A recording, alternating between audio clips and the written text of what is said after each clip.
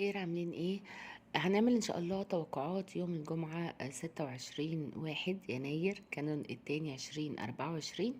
القمر لسه في برج الأسد الناري، وزي ما قلنا قبل كده هيكمل لحد الساعة 10:10 من ليل يوم السبت ان شاء الله.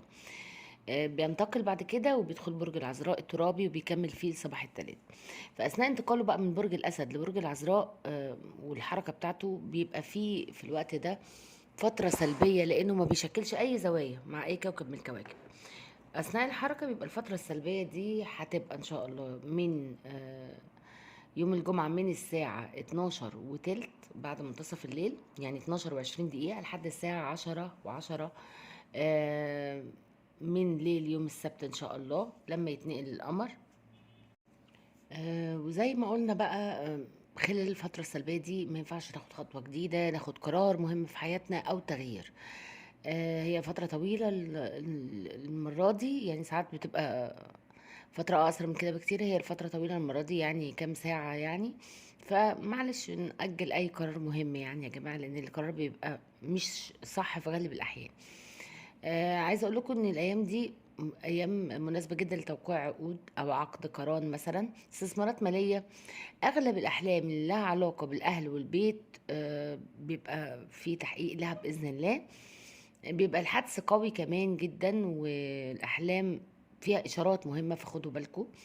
اللي بيحلم بيبقى فيه ساعات اشارات مهمه داخل الحلم. الايام اللي جايه داعمه جدا لعوده الناس الغايبه، المتباعدين بقى لهم فتره او المنفصلين. اعترافات بقى ومبادرات عاطفيه واعتذارات كمان. الايام دي سعيده جدا على المستوى العاطفي، وحاجات كتير هتحصل، مفاجآت حلوه جدا جدا جدا، ومكالمات غير متوقعه كمان. فالدنيا ماشيه الحمد لله تمام. حاولوا تقتنصوا الفرص، حاولوا تتفائلوا، حاولوا الفتره اللي جايه دي تاخدوا احلى ما فيها باذن الله. أسماء الله الحسنى بقى اللي بنرددها، هنختار النهارده الأسماء اللي مناسبة لطاقة اليوم. الأسماء النهارده هي السميع، الغفور، الكريم، الشهيد، المبدئ، الواحد، الظاهر، الرؤوف. هم دول الأسماء اللي هنرددهم النهارده، وطاقتهم إن شاء الله تدينا طاقة إيجابية وثواب كمان من عند ربنا. اوعى تنسوا اللايك، اوعى تنسوا اللايك. واللي انا بقوله في الاول ده بيبقى تاثير القمر من البرج اللي موجود فيه، وهو النهارده قلنا تاثيره من برج الاسد. فانا مش بتكلم عن برج الاسد، انا المقدمه على كل الفيديوهات، وبعد المقدمه بنقول التوقعات بالتفصيل. اوعى تنسوا اللايك، اللي بيحبني يعمل لي لايك ويكتب لي تعليق حلو زيه كده. ربنا يفتحها عليكم وينولكم كل اللي بتتمنوه باذن الله. النهارده كل اللي حواليك هتحس انهم بيقدروا جهودك اللي بتبذلها عشان تسعدهم. يعني هتحس ان في تقدير وفي عرفان بالجميل اللي انت بتعمله من كل اللي حواليك. ما تحاولش تنعزل، ما تحاولش تبعد، حاول تتكلم مع اللي قدامك. لو في زعل بينك وبين حد حاول تواجهه.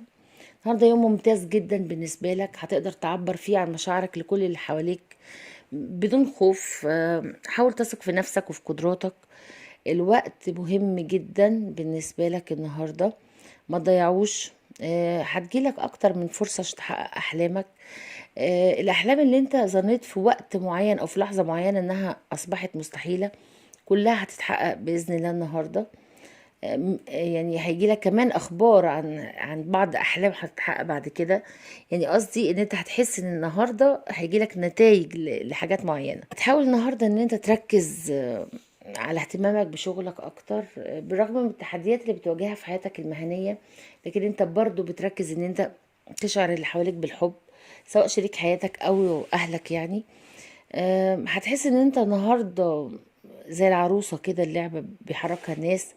ما تخليش الفكره دي تسيطر عليك عشان ما تحسش باليأس وتفقد السيطره في نفسك، او تفقد السيطره، سوري، تفقد الثقه في نفسك.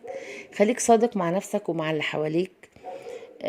احتمال بعض الامور او بعض الحاجات يعني النهارده، بعض خطوات كنت رسم لها هتحس ان هي مش مظبوطه، مش بتحصل صح. مش داعي ان انت تفكر في كل ده النهارده. من المستحيل ان انت تحل كل المشاكل في وقت واحد، اكيد اكيد. ستيب باي ستيب، وحاجه حاجه، واحده واحده كده، كله هيتحل ان شاء الله. بغض النظر عن اللي انت بتعمله النهارده، لازم تفكر في نفسك وتهتم بصحتك اكيد. احتمال يحصل حاجه ما تتوقعهاش خالص النهارده. في خلافات او نزاعات بينك وبين حد كنتش عايز تحصل، يعني كنت خايف طول السنين اللي فاتت ان هي تحصل. آه، احتمال تحصل دفعة واحدة، او حصلت دفعة واحدة الايام اللي فاتت.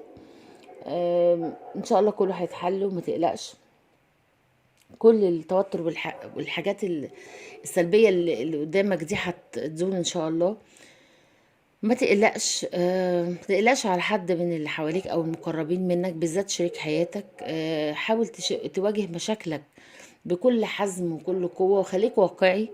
حاول كمان وانت بتحل المشاكل دي تختار حلول منطقية.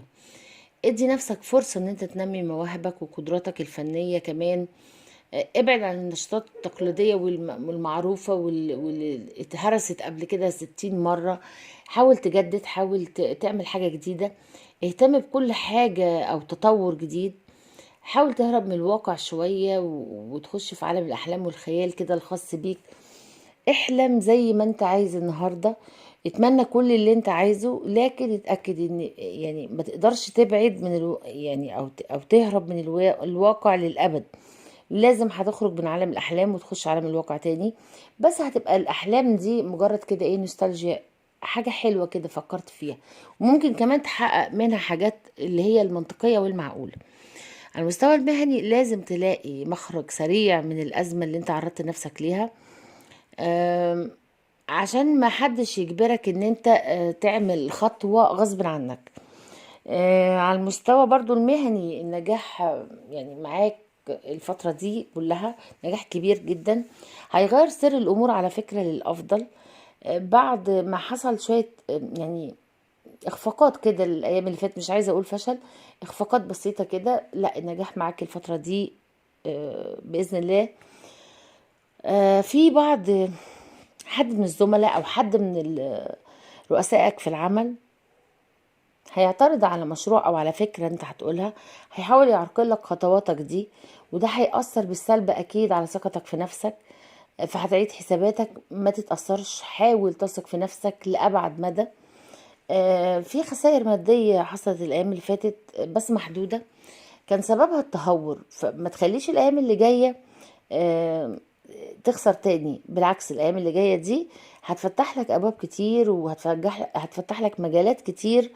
هتعوض لك الخسارة المادية المحدودة اللي حصلت دي، تعوضها بأكتر بإذن الله.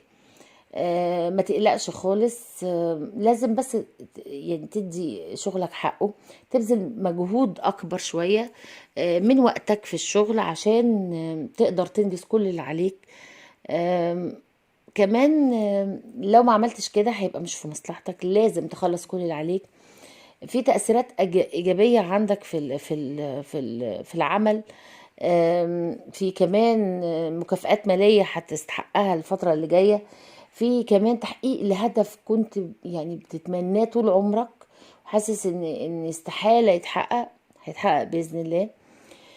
على المستوى العاطفي بقى، في رومانسية النهاردة، يعني رومانسية كده، الجو العام رومانسي جدا. هتقابل ناس بتحبهم قوي بقالك كتير ما شفتهمش. آم، يعني خليك ما تاخدش اي خطوة على المستوى العاطفي لحد اخر الشهر. آم، كمان الظروف كويسة جدا. ان انت تقعد تتكلم مع الشريك وتحطوا نقط على الحروف. حاولوا تتبادلوا الاحاديث العميقة كمان. ده الحل الوحيد للوصول للتفاهم التام، لانكم هتفهموا بعض اكتر. كمان هو يعني الشريك منشغل عنك في الايام الاخيره دي، وعشان كده انت مشتاق له جدا وحاسس ان انت يعني متفاهم انشغالاته اكيد، بس وحشك يعني. فحاول توصل له ده. حاول كمان تفكر جد ان انت لو مرتبط بحد، طبعا اكيد مش كل البرج نفس الحاجه. لو اللي فات ده حاجه واللي انا هقوله ده حاجه، لو انت مرتبط بحد وحاسس ان الحد ده انت غيرت وجهة نظرك فيه، او غيرت نظرتك كليا فيه، ممكن تنهي الارتباط ده بدل ما يبقى انهاء الارتباط ده بعدين في خسائر اكبر. لازم كمان تبقى هادي النهاردة عشان تقدر تواجه الشريك بحجج مقنعة، تقدر تقنعه باللي انت عايز تعمله. على المستوى الصحي، في شوية تطورات كده هتثير اعصابك يعني هتغضب جامد جدا. لكن انت هتهدى بسرعة. آم، ما تحاولش لو انت وزنك زاد، ما تحاولش تقاوم الوزن ده بالكلام، حاول تقاومه بالتمارين. اكيد بالكلام مش هيجرى حاجة يعني، الكلام ما بيغيرش حاجة. آم، في عندك شوية حاجات كده في الجهاز الهضمي تعب. خد بالك، خد حذرك، ولو مش عارف ده ايه حاول تستشير دكتور وتروح تعمل تشيك اب عليك. هيريحك كمان. النتائج هتريحك جدا. في ازمات بسيطة بتمر بيها، اضطراب معدة، اضطراب هضم، الحاجات البسيطة دي حاول تظبط وضعك الصحي، لان انت حساس جدا ورقيق جدا وبتتأثر مع اقل حاجة. انت فكرت كتير وعرفت ان الصحة ما ينفعش تستخف بيها. قرر بقى ان انت تهتم بنفسك اكتر من اي وقت فات. حاول كمان تنام بدري، حاول ما ترهقش نفسك اكتر من المطلوب منك. لان اكيد جسمك له عليك حق. بس هي دي كانت توقعات برج الحمل النهارده. لو عجبك الفيديو اعمل لايك وشير، ولو بتشوف القناه لاول مره يا ريت تشترك وتفعل زر الجرس عشان يوصلك كل جديد. ميرسي.